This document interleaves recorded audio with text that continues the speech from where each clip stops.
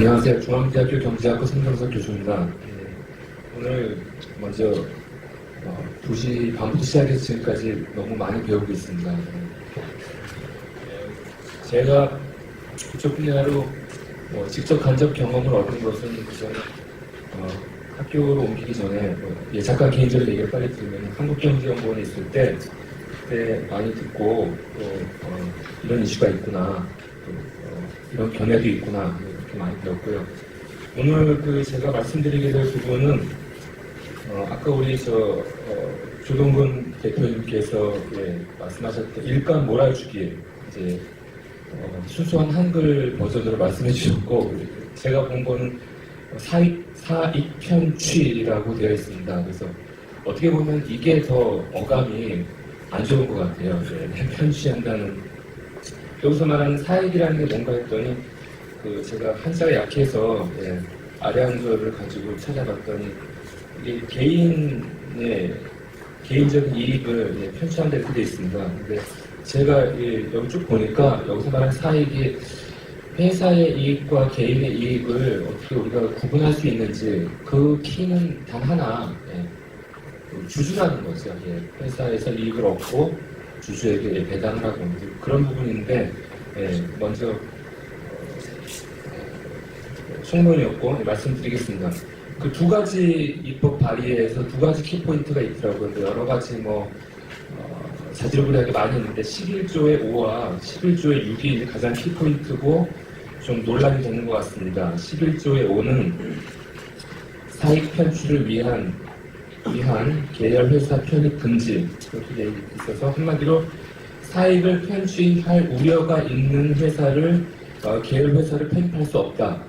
현재는 개인회사 설립 후 공정거래위원회에 계열사 편입 신고만 하면 되어 있습니다. 그런 거를 편취할 우려가 있는 회사를 계열회사를 편입할 수 없다.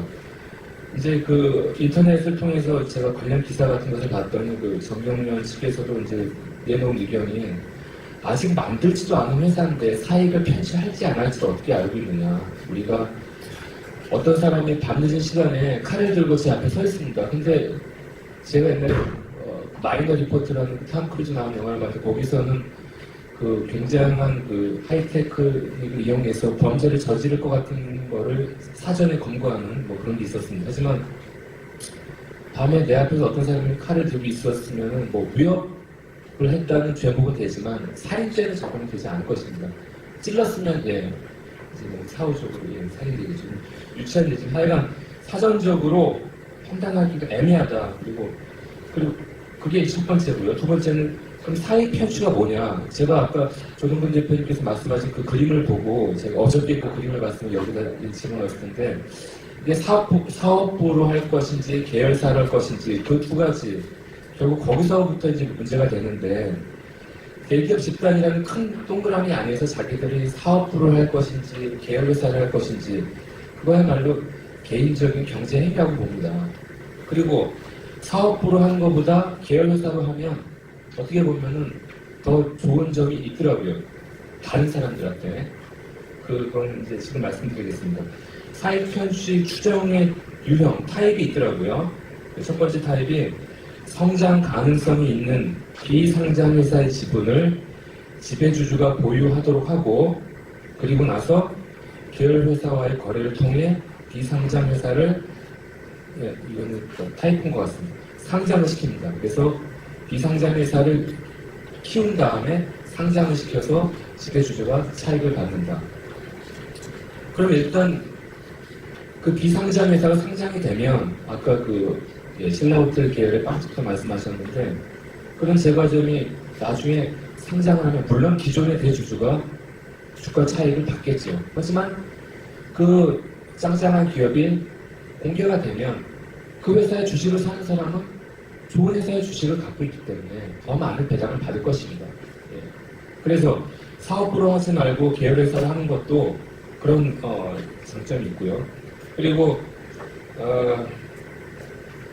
그러면 이제 계열회사 거래를 통해서 특정 비상장 회사를 키워준다고 그랬는데, 제가 계열회사 간 거래에 대해서 우리가 신중하게 접근해야 될 것입니다. 기술 보안 같은 것이 중요한 업종이 그런 품목이 있을 것입니다.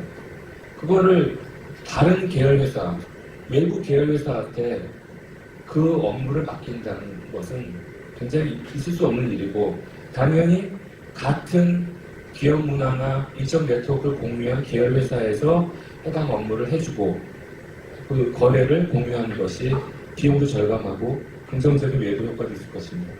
그래서 그 부분이 그렇고, 이제 문제는 그 지배주주의 비상장 계열회사 지분, 이 부분은 좀 전에 말씀하신 김정호 교수님께서 말씀하신 소유와 경영에 관한 이미 순환 출자라든가 총액 출자라든가 이런 부분에서 다 얽어내고 있는 부분입니다. 근데 이쪽 부분에서도 또 이 얘기를 반복해서 또 법을 만들고 관련 조항을 만드는 거는 이미 수갑을 차고 있는 사람한테 그것도 못 믿어보니까 족쇄까지 채운다.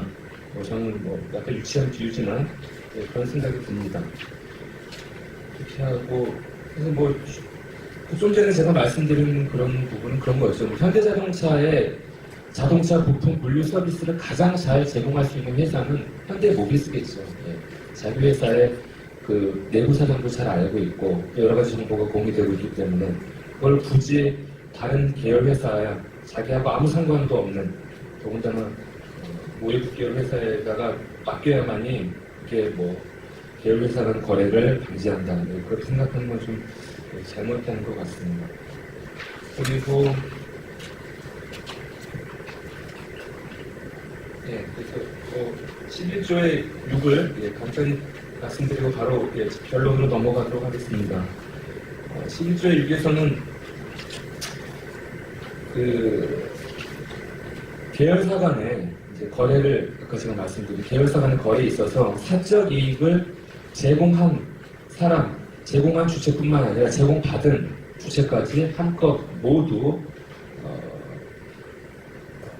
가진금을 처벌하겠다. 이제 그런 뉘앙스를 여기 지금 처벌한다는 그런 법조문에 그런 글자 자체는 없습니다만 현행은 이렇습니다. 부당 지원을 한 회사에 대해서만 과징금을 부과한다. 하지만은 개정 그 사람 입법 발의한 11조의 6을 보면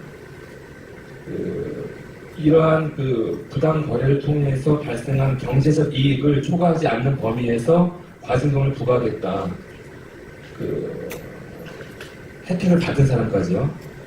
그러면은 지금처럼 기술이 이렇게 복잡해지고 이런 상황에서 제조 공정이 이렇게 복잡해지고 있는데 어느 한쪽에서 다른 쪽에 수혜를 줬다, 받았다, 이런 거는 아주 단순한 그런 생산 프로세스가 단순한 그런 과거의 얘기고, 그런 스마트폰이라든가 첨단 IT 하이테크 부분은 이게 사실 누가 주고받고의 부분이 아니라 서로 시너지 효과를 내서 혜택이 발생할 수 있지 않습니까? 근데 너가 이 사람한테 이거 줬어? 너 받았어? 이런 식으로 해서 그럼 너 받았으면은 경제적 이익이 얼마인지 그게 간단히 내조가 되지 않을 겁니다. 그럼 그거 측정이 안 되면은 또 그거 과징금 부과를 놓고 굉장히 또 많은 설왕설래하는 그런 현상이 있을 것 같습니다. 그래서 제가 생각하는 결론은 주주, 경영진이 공감할 수 있는 사익 취득 이 기준을 명백히 제시하여야 하고, 또 아마 어려울 겁니다. 그래서 이런 것들이 누가 봐도 공감하고 상식선에서 공감대가 형성되지 않는 한 이 법의 입법 발의는 개인의 사적 경제활동을 규제하는 그러한 조항에 지나지 않을 것이다 라는 말씀을 드리면서 제 의견을 마치도록 하겠습니다. 감사합니다.